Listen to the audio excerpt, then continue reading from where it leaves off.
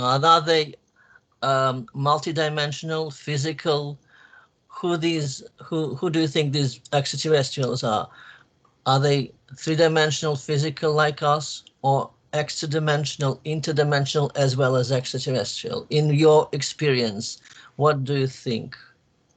Well, my experience is that I have no clear answer to the UFO enigma yet. I have been into this business since 1974 and researching since 1974, I should say. Before that, I was just interested and read about it.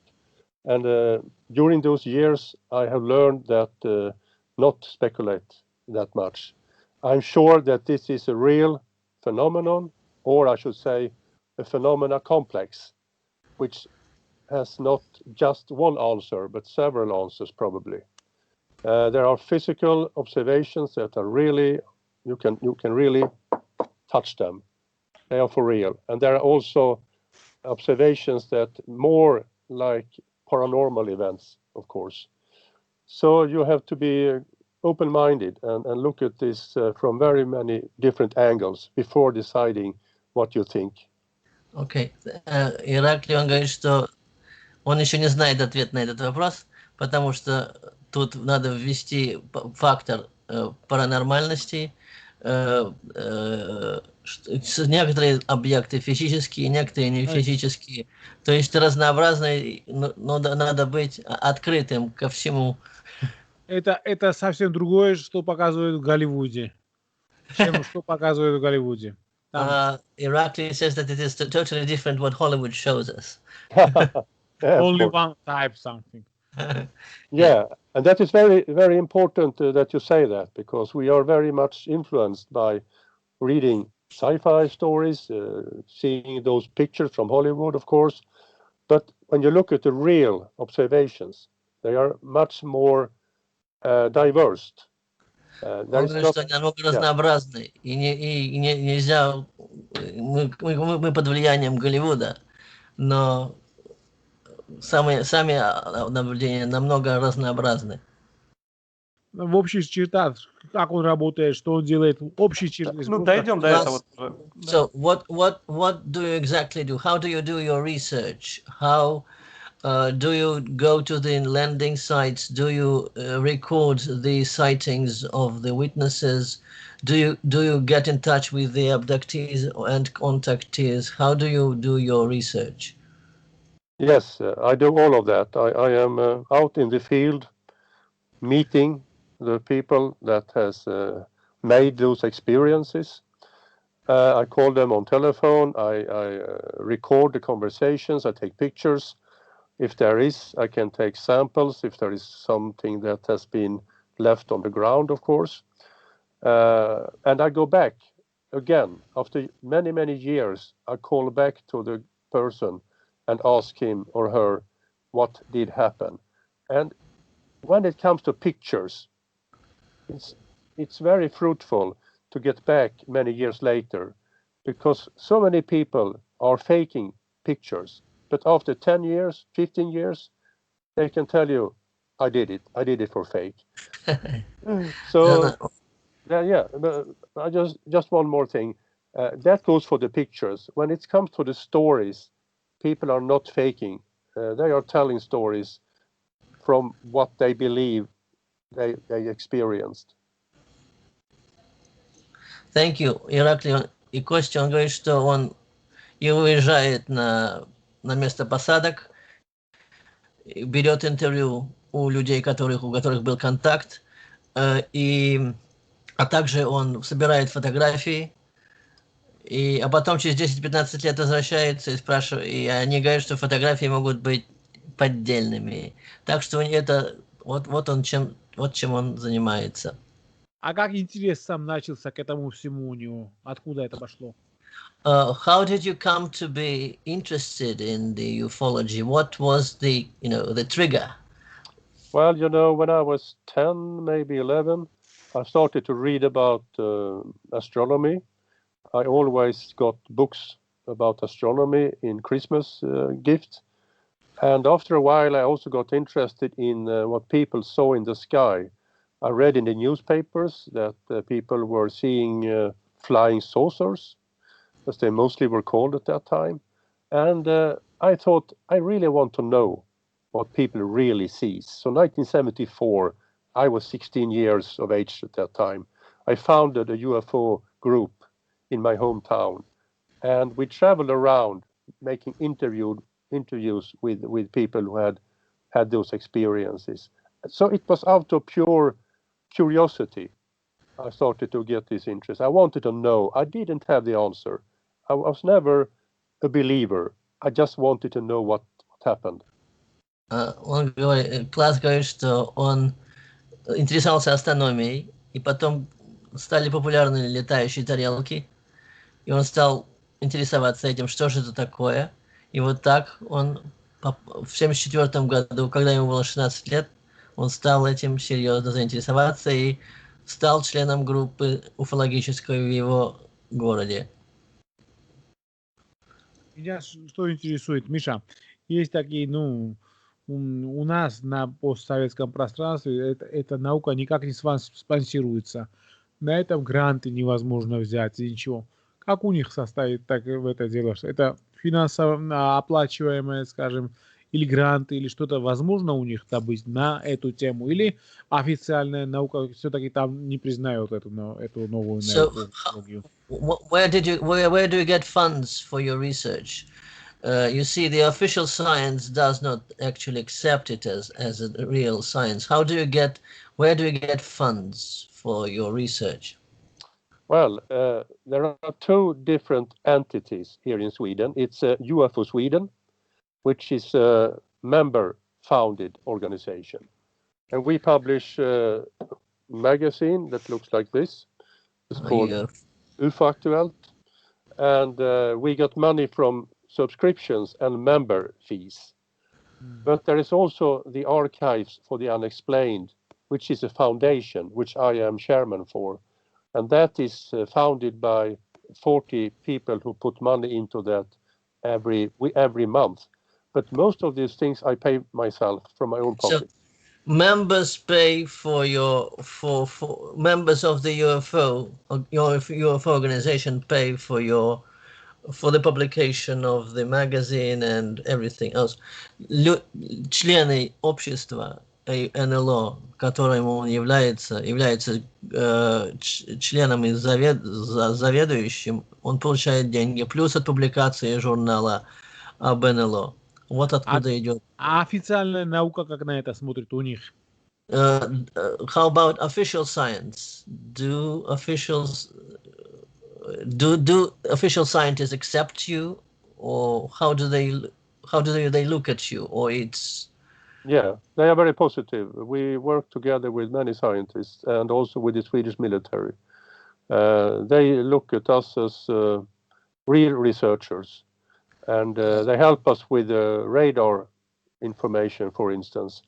And we also have access to their files. Of course, there are secret files as well as in other countries, but we do have access to lots of their files. And they want to help us, and we help them as well.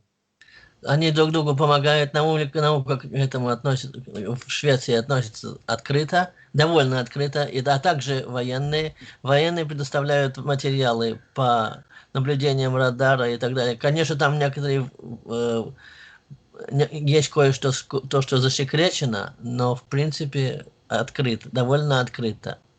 Very good, very good. А что меня интересует, точка зрения близких контактов. What do you обстоят дела? So Irakli asked about the close encounters of the third kind and the fourth kind in Sweden. Are they popular? Do people get abducted? Do people see physical extraterrestrials or upon landing or something like that? You know, it's very, very seldom, very, very scarce. In the 70s, people made many observations of entities. And in the 80s, we also had quite a lot of abduction stories. But now in the 2000s, very, very few people are telling stories of abductions or close encounters. It's strange, but you can see that something has shifted in some way, at least here in Sweden. Он говорит, что в Швеции в 70-е и 80-е годы были много случаев контактов третьего рода наблюдений, а также исчезновений. Но сейчас, к 2000-м, их стало все меньше, и их не очень много в это время. А проводятся ли конференции у них, Миша? Do you have UFO conferences in Sweden, held in Sweden? Yes, we have a conference every year. Not this year, I'm sorry to say, due to the COVID-19. But we have conferences. We have had some international conferences as well, but mostly Swedish conferences.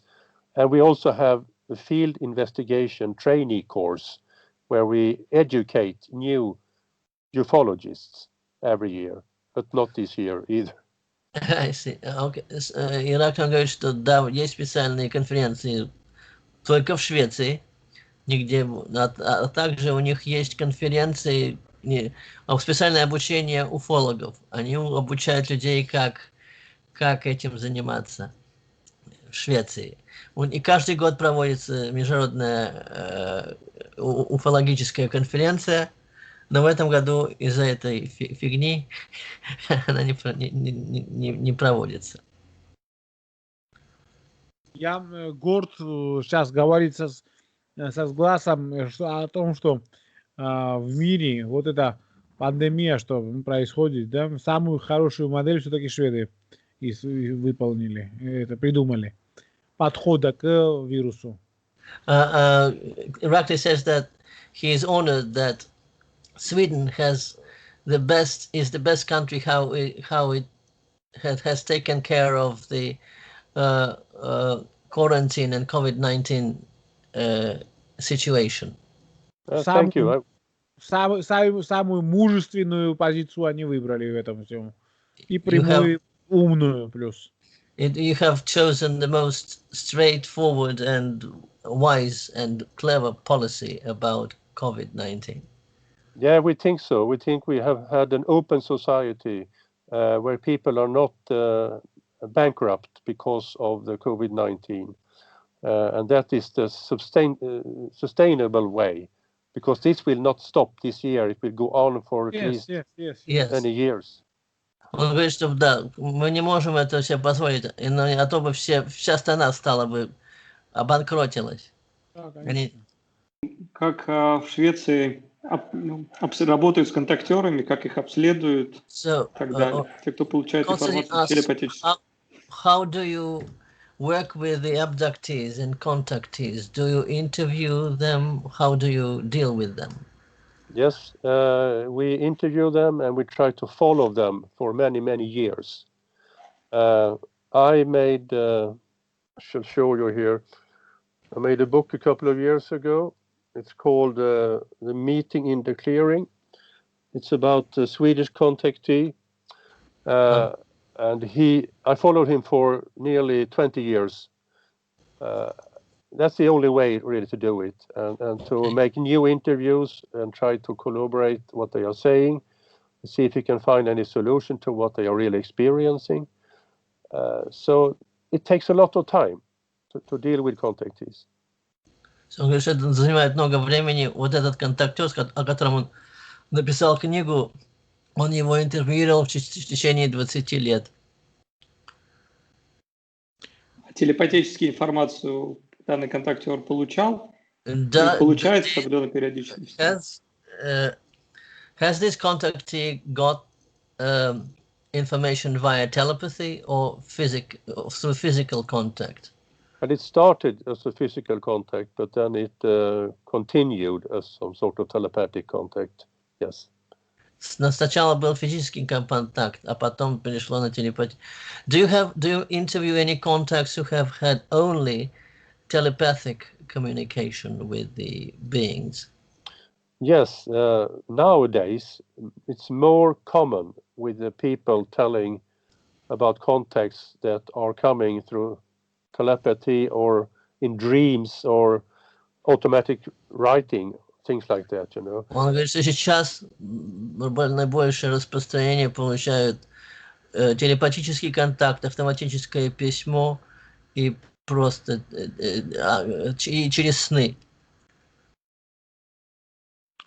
И, что меня интересует, у нас активизация на постсоветском пространстве в свое время была с 84 до 94-5 года.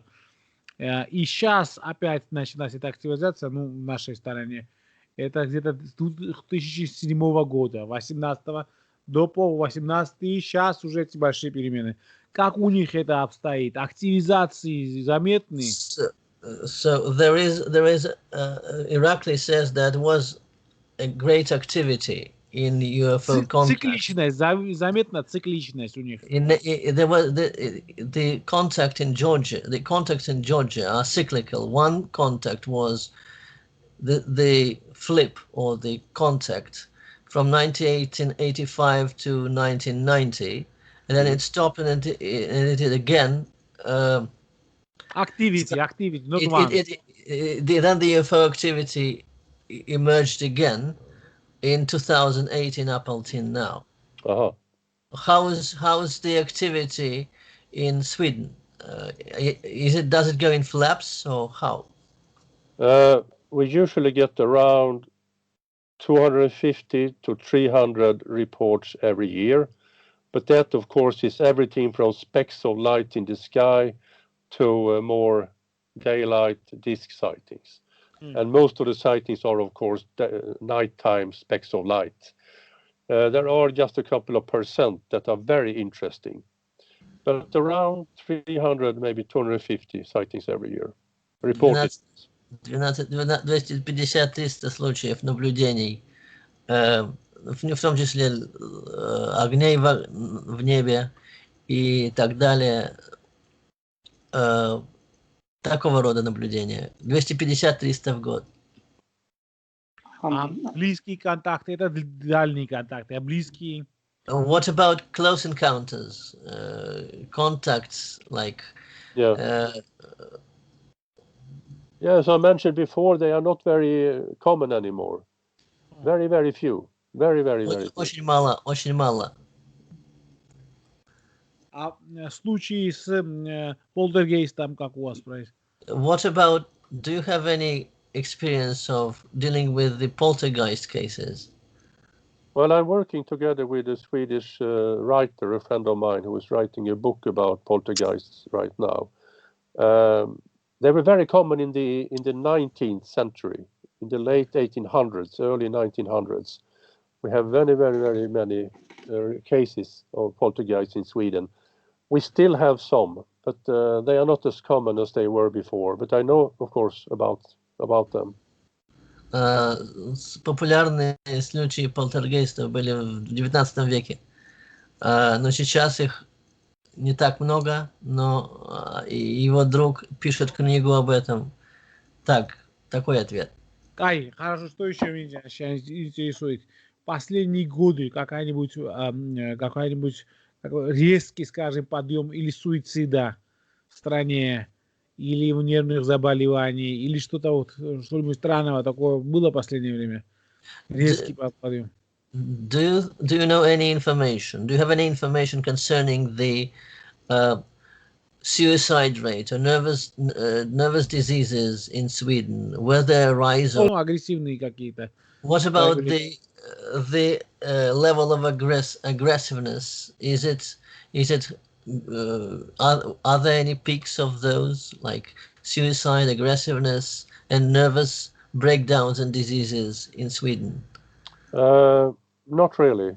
I think it's quite the same as it's been for many years, but it's been declining since the 1960s and 70s. There are fewer suicides per capita today than it was before. But of course, the COVID-19 has done. Many people have been isolated, and they don't feel as healthy as they should be. They are isolated, and that is a problem in many other countries as well. Он говорит, что в принципе в Швеции самоубийств очень мало и агрессивности тоже мало, но сейчас в связи с COVID-19 из-за того, что все люди изолированы, это все очень плохо влияет на психику. Это само собой, да. Да. Кроме этого хотел спросить, да. Да. Нет, он спросил, да, в 60, начиная с 60-х, 70-х годов, все это в Швеции уменьшалось. И агрессивность, и нервные заболевания, и самоубийство. Великая страна, конечно. He says Sweden is your country is a great country. Thank you. I think your country is great too. Он говорит, что Грузия тоже великая страна. У нас передай такую вещь, что перед большими переменами или геополитическими, или природными, и так далее, катаклизмами и так далее, в Грузии в одних и тех же местах начинается проявляться аномальная вот эта деятельность всякая. Irakli says that when наперед этого всего. When there are changes, geopolitical or anything like that, the anomalous activity, and the anomalous activity increases all over Georgia. Okay, we haven't seen that. Наперед, на несколько лет раньше. For the period of as if foretelling 3-4 years before. As if foretelling some major changing events. So it's the anomalous activity increases. Okay. I haven't seen that in Sweden. We haven't seen that here. Нет такого в Швеции не наблюдается. It's more like the same. Все так по-старому. Штиль. Так что здесь до Кавказа это очень интересное место для исследований паранормальных явлений в этом смысле, потому что очень напряженная геология, очень регион напряженный, население напряженное, и в этом случае появление неопознанных летающих объектов, контактов, это все активизируется, это помогает активизации. Так что это место, которое вот, правда, когда-нибудь стоит глазу приехать и исследовать, потому что он хотел много материала. Он хотел осенью посетить, но из-за ковида он не смог. Он хотел в Грузию приехать, он сказал. Okay, so Irakli says that Georgia is part of Caucasus, and it is a very intense region.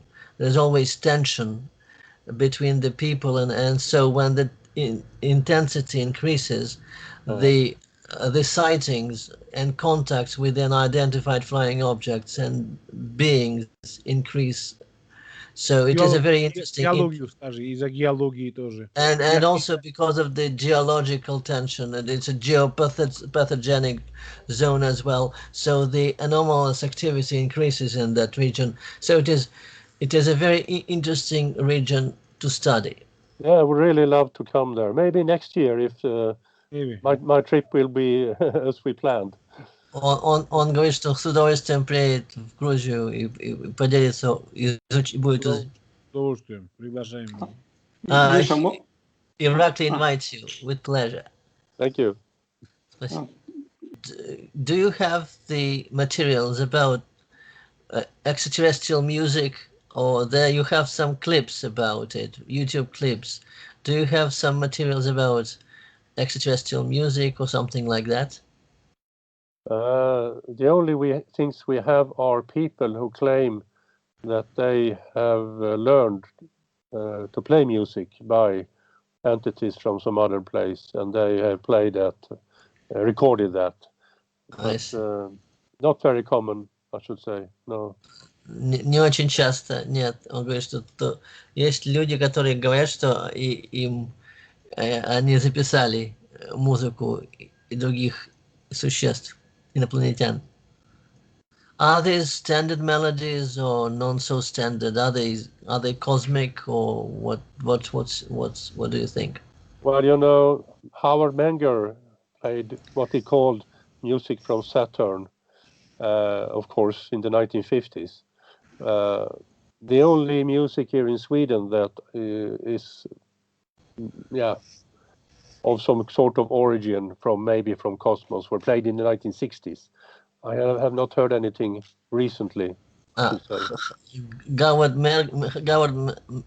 Менгер, это известный контактер из Америки. Он говорит, что у него была космическая музыка, музыка Сатурна. Но вся музыка, он говорит, что космическая была написана в 60. Do you think ABBA's music is also cosmic? I don't know. I like Frank Zappa better. Он говорит, насчет Абба не знаете, мне нравится Frank Zappa. You like Frank Zappa, don't you? Это известный английский рок. Okay. Very good. Миша, можно еще спросить, в такие периоды, когда человечество как-то меняется и большие какие-то потрясения происходят, вот эти традиционные жрецы, скажем, или шаманы, или носители знания, вот они тоже активизируются, когда знания передают. У вас какая традиция вот такого типа или шаманизма, или жрецов, или вот людей, которые как-то передают знания, традиционные есть такие? Klaus, do you have traditional Vikings tradition of transferring knowledge, transferring wisdom through expanding consciousness or something like that? Do you have, special traditions like shamanic, or where the knowledge is revealed to you? Люди, которые входят в транс и передают знания. People who do it in a trance-like states and like. Потому что в фольклоре знаем, что есть такое. Но сейчас вот эта традиция жива ли сейчас? Вот. Is this tradition still alive? The runic tradition, the old Norse Viking? Well, the only shamanic tradition we still have in Sweden is the Sami people up in the north of Sweden. They still have a tradition of shamans that are putting themselves in a trance-like position. But it's not coming from the Vikings. We have no traces back to the Vikings there. It's the Sami people. They are the first people in Sweden.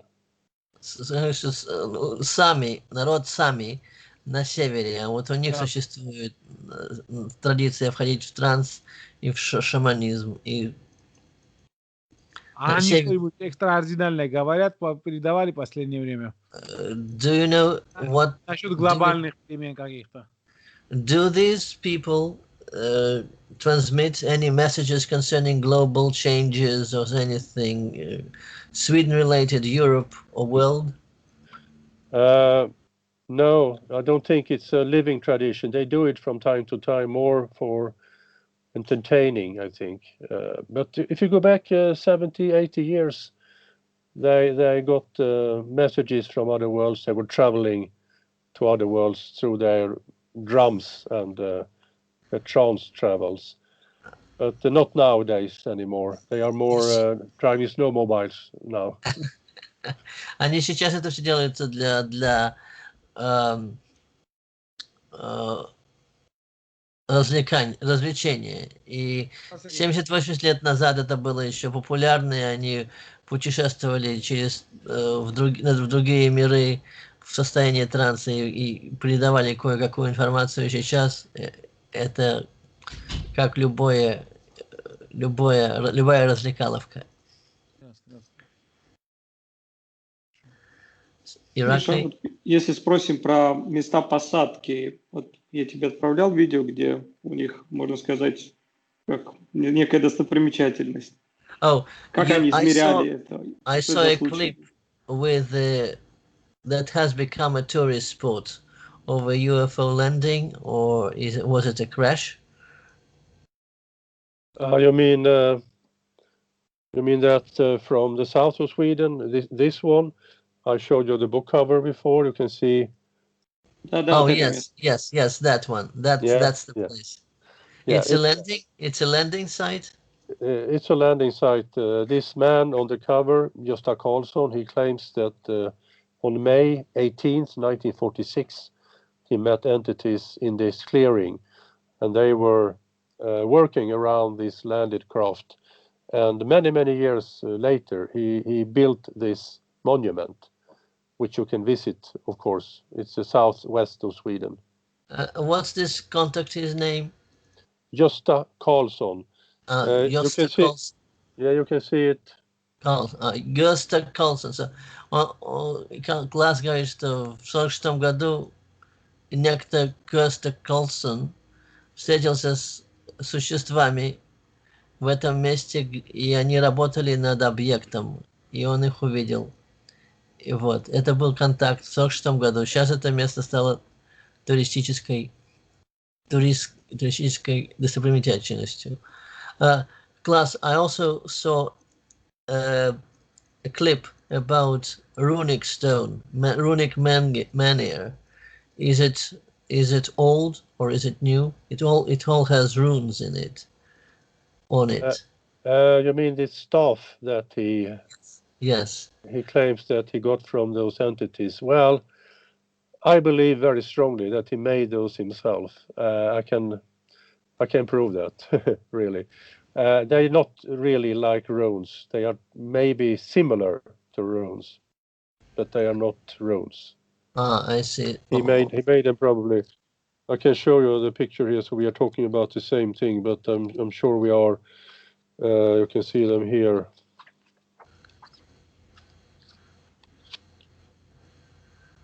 These are the runes or the of that. Это знаки, которые ему передали. Хотя он думает, что он сам это их написал. Он скептически к этому относится. No, in another clip there was a white stone, and there were different runes on it. In one of your clips, it's about 1 minute 25 seconds. One. Well, the white stone and the reddish runes on it. It looks like menhir. Because this is it's a little white. If you look at this picture, it's quartz crystal. Кварцевый кристалл. Yeah. Okay. But we don't think it's had anything to do with the Vikings at all. I think Gösta Karlsson made them himself, because when he found this staff, they had no runes or whatever you will call them on it. They were put there later on.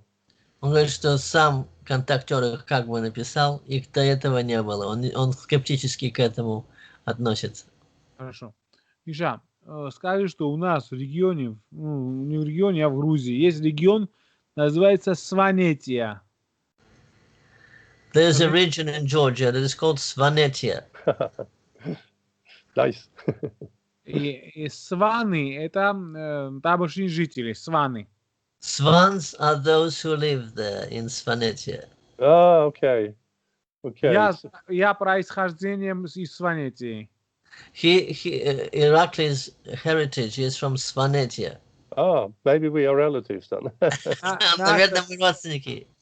Наша фамилия Чарквяни. Мы перешли в Мингрелию, другой регион Грузии. И по-мингрельски моя фамилия Шонния называется. Что означает то же самое Свания. Он Свангорд. He says that Irakli says that they emigrated to Mengeria. Да, Мигрельский, регион Мигрелии. Mengrelia, and his name was changed to Shonia, but he was actually. Означает Шон, означает Сван. Он говорит Сван. Shon means swan. On good swan. It's like a lebed in Russia. Yeah. Yes, lebed. Like a swan, lebed in Russia. Сван. И почему я сказал насчет Сванетии? И в Сванетии, и по всему вот Горному Кавказу у наших людей есть легенды, связанные с гигантами, связанные с богами, с детьми богов. He says that войны были между собой. He says in his region of Svanetia there are many legends of giants and gods and sons of gods, and there were wars between them. Okay. Это и сванетие, и хевсуретие.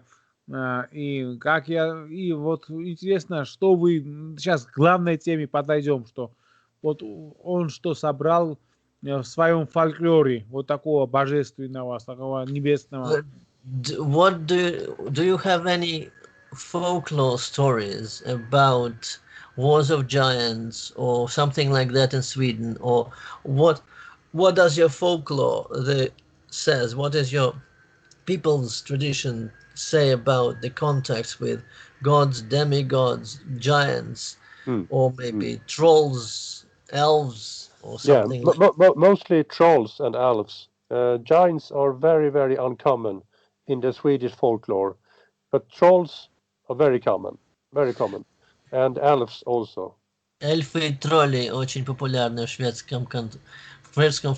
You know, as you might know that Dr. Tolkien was studying the Norse folklore, so his Hobbit and the Lord of the Rings were inspired by Norse folklore. Yeah, you have those giant trolls in Norway because their trolls are much bigger than the Swedish trolls. В Норвегии есть фольклор насчет гигантских троллей. Are they considered, я спрашиваю, are they considered negative or positive beings, or both? Mostly negative, the trolls, but you have the gnomes. Gnomes are more positive. But like leprechauns in Ireland? Yeah. Он говорит, что в основном эти тролли негативные существа, но есть гномы и лепреконы, которые как бы более позитивность. Наше общество так или иначе вот этот нордический фольклор знает так или иначе. Меня что интересует, в последнее время вот из этих witnessов, свидетелей, было что-нибудь такое увиденное, которое было близко к фольклорным данным? Do you have any witnesses that have had some close encounters that were very close to something from folklore, from skin tradition, oral tradition? Yes, absolutely. Mostly gnomes and leprechauns and things like that. But they are usually one meter tall with a hat on their heads. And they can sometimes talk with them as well. You can hear them, and they feel like real entities. Он говорит, что да, были контакты с лепреконами и с гномами, и они говорили с людьми, они более метр ростом со шляпой. And what color do they of the clothes they have? Mostly gray. Серая одежда у них, and type of and hat red. Yeah, mostly like Santa Claus, you know, the red hat, and mostly that. Красная шляпа и серая одежда. They could also have gray hats, I should say. У них тоже могут быть серые шляпы. Have they communicated telepathically? No, they have been talking or not saying anything at all. Либо разговаривали, либо ничего не говорили. Были ли случаи, когда люди описывали или головные боли при встрече с ними, или в ушах высокочастотное жужжание такое, что-нибудь, разные чувственные какие-то ощущения были у людей? Не спрашивали? Have the witnesses had headaches before or after contact, or high-pitched sounds in their ears or something like that, before or after a contact? No, it's just like meeting any other person, really. Нет, только как ты встречаешься, как мы сейчас разговариваем. Или были ли случаи, когда то существо, скажем, гипнотизировало человека, и человек терял ощущение времени? Have you ever had the encounters with these beings when human beings lost the track of time, or has been totally disoriented, something like that. Yeah, later, far back, you have lots of stories about people meeting those gnomes and fairies and losing time, but not nowadays. The only stories I have from recently are from people that have met those entities, like flesh and blood, and yeah, but way back. What far back, like 1800s, 1900s? Where? Yeah. When? 1800s, early 1900s. В начале 18-19 века было очень много контактов с этими, с гномами, эльфами и разными феями разнообразными. А сейчас это стало все меньше и меньше. И сейчас, если они встречаются, то кровь и они выглядят как мы, flesh and blood. Но кровь... Кажется, что еще меня интересует, одно из закончу. Какая реакция животных на вот эти существа? Они не замечали странное поведение, скажем, страх сильный, отсутствие аппетита в течение нескольких дней, уход с тех мест, или ямы роют и закапываются там собаки, вот собачьи вот это семейство. Class, what are animals' reactions to these beings? Do they are they afraid? Do they hide, cower away? What are animals' reactions to those beings? No, they have not been afraid, as far as I know. Нет, они не боятся, они нормально действуют. Окей, спасибо большое. Спасибо. Миша, если вот мы перейдем к попсовой так называемой уфологии и контактам с представителями внеземных цивилизаций и к детализации, то есть это нордики, плеядианцы, серы и так далее. Ну, в Швеции, именно в Швеции, с какими видами, как их называли, с каких они планет, был ли контакт с посещением другой планеты, например? Class, have any of your witnesses had contacts with the Nordics or the Pleiadians or Greys or any other types of extraterrestrials, and has anyone been taken to other planets? Yes, there are some people that claims that they are traveling to other planets from time to time. They have brought back things with them, mostly small pebbles of stones. Sometimes they have brought back machines, but they have not been able to show them to anyone. They're just telling about it. Он говорит, что да, были контакты с разнообразными существами, и их возили на другие планеты, и они привозили с этих планет камешки или машины, какую-то технику, но никто и это никогда как бы не видел. Okay, so, but in the 80s or 70s, when the abductions were popular, what types of entities were mostly abducting Swedes? They were the Nordic types, I should say. Nordic types. Yeah, absolutely. So, значит, когда было популярное исчезновение, в основном были контакты с существами нордического типа. So, and how tall were they? 2-3 meters? They were just like you and me. They were indistinguishable. Как мы. Yeah. Такого же роста. They had the typical Nordic look, meaning blonde hair, blue eyes. Yes. Типичный нордический вид, блондин, голубые глаза. Миша, were hair long or short or different type? Well, they looked very much like you and me, and very many disturbances coming in right now. Sounds like the machine is. Oh yeah, it is. Yeah, it's they're mourning outside. That's why. Outside. Okay. So, да, Ираклий, они выглядели как мы с тобой, только блондины с голубыми глазами такого же роста, как и мы.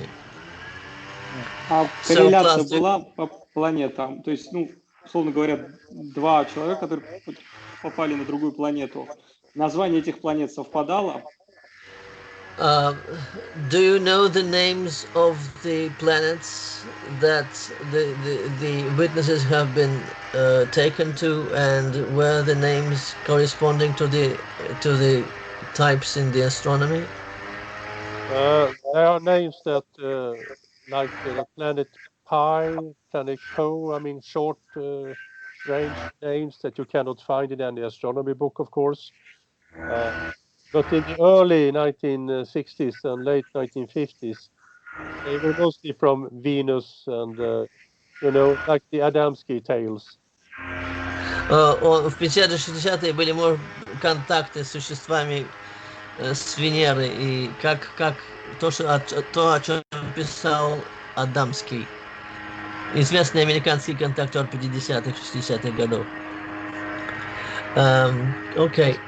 Я что хочу добавить, Миша, когда потом класс приедет к нам, я покажу, у нас один из планшетов на выставке посвящен был Адамскому.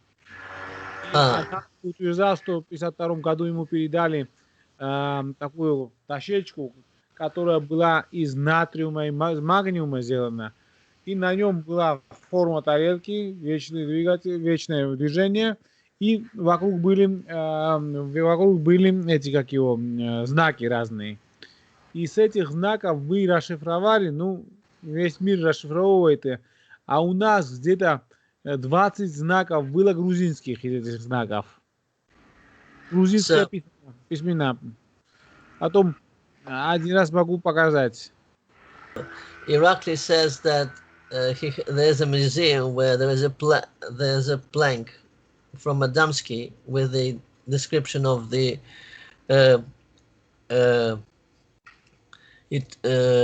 perpetuum mobile, perpetual machine, as well as some flying saucer and the signs, and some signs correspond to Georgian language, Georgian alphabet, and the plank was made from magnesium. And Irakli is going to show one of the planks to you. Okay, I never heard about that before. I'm a very good friend with Glenn Steckling, who keeps every piece of material from George Adamski that is available, and he never told me anything about that. But anyway, it's when you visit Georgia, Irakli will show you that Adamski museum there, and this. Okay. Oh, that's the.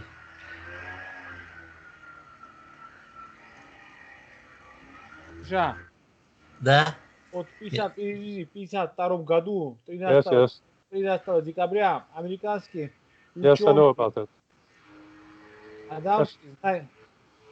Адамский, Class says he knows about it, about the Georgian alphabet, and this plank, he knows about it.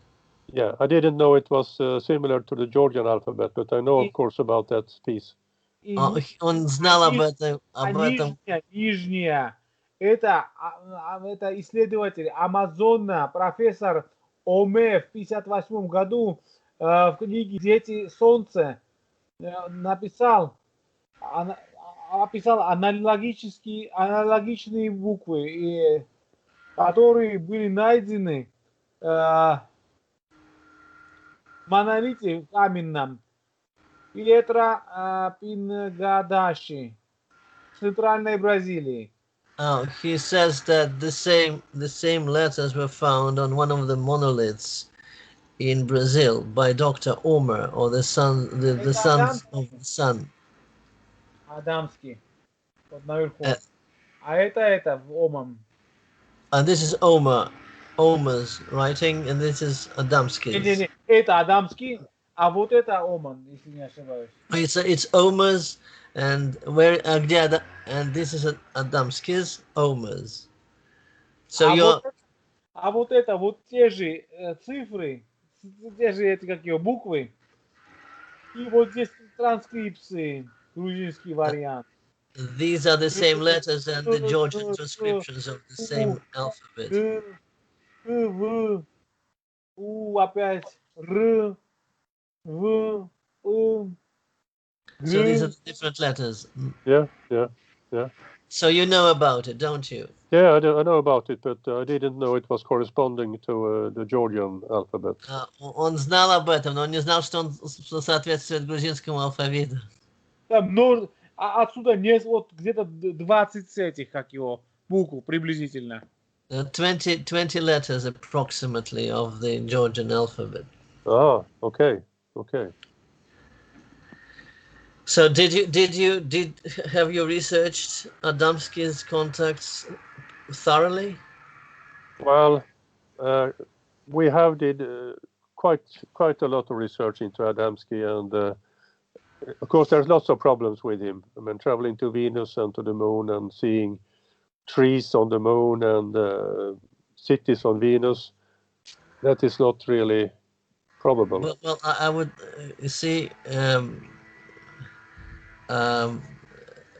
According to recent materials, NASA is lying about moon. Moon has atmosphere and has water and life-sustaining bases there. So they don't want us to know it, but it's not impossible for the moon to have all of it.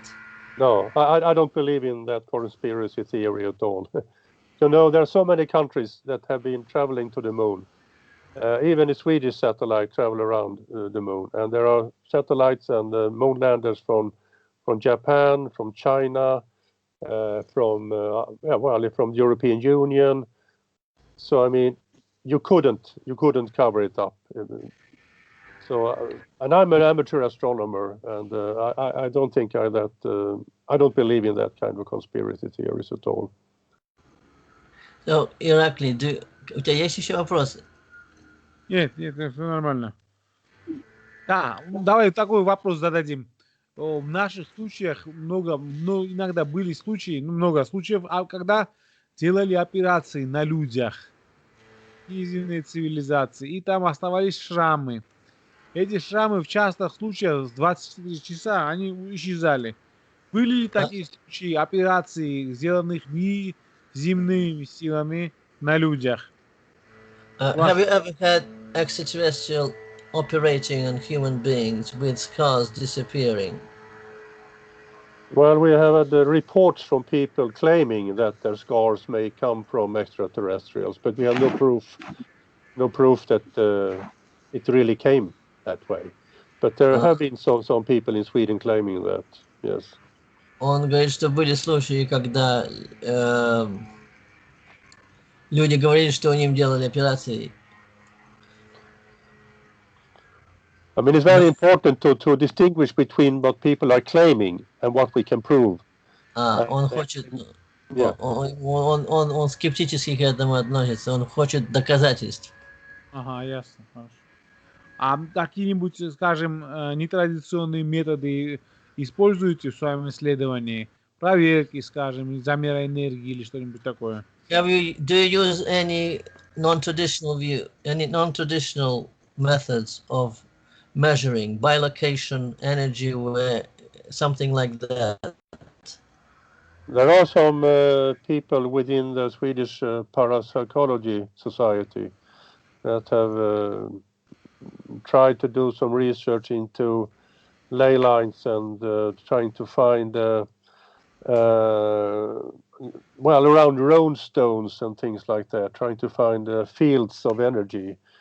But we have never tried that when it comes to UFO landing places. There are, of course, people with UFO Sweden that are doing things like that. Нет, они говорят, что только люди, которые занимаются изучением линий Ли, делают и занимаются биолокацией, но так они никогда не используют традиционные методы. Моя рекомендация, что они хоть раз использовали этот метод на местах посадки, и там они увидят, скажем, разницу в поведении той же биорамки. Irakli recommends you to use bilocation, so you can see the difference between the energy levels at the place of landing. The problem is to use an unknown to try to prove another unknown. That is my problem. You must first research the biolocation, so you know how that could be verified, and then after that you can use it, of course. Он традиционный, он в это не очень верит. И он у нас, когда мы замеряли места посадок на радиацию для нас известную, для альфа, бета, гамма излучения, там этого излучения не было. Но биолокация чувствует вот эти тонкие поля, можно сказать. You see, there are maybe no gamma or alpha radiation at the places of landings, but all subtle energies and subtle radiation is felt by location. It's an old method. It has been done by many advanced civilizations of the past. Yes, I wish you good luck with that. It's no problem for me, but we don't use that. No. Они не используют